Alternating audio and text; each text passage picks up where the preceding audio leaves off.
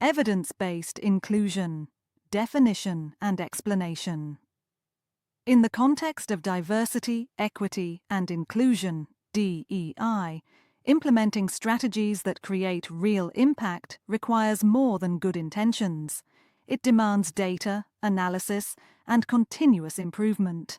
This is where evidence-based inclusion becomes a critical term. Evidence-based inclusion refers to the practice of using reliable data, research, and measurable outcomes to design, implement, and assess inclusion strategies. It moves beyond anecdotal experiences or symbolic actions, relying instead on empirical evidence to guide inclusive policies and practices within organizations, institutions, and communities. Adopting an evidence-based approach to inclusion helps organizations ensure that their DEI efforts are effective, accountable, and impactful. Without evidence, inclusion strategies can be inconsistent or tokenistic, producing little to no meaningful change. Consider a university aiming to improve the representation of ethnic minority students in postgraduate programs. Rather than simply introducing a mentorship scheme, the university conducts an analysis of application data, funding access, and interview processes.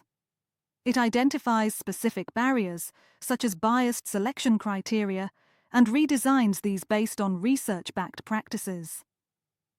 The results are monitored over time to assess whether the intervention narrows participation gaps. This is a clear example of evidence-based inclusion in action. Evidence-based inclusion is an essential element of effective DEI practice. It ensures that inclusion is not just an aspirational goal, but a measurable, strategic process.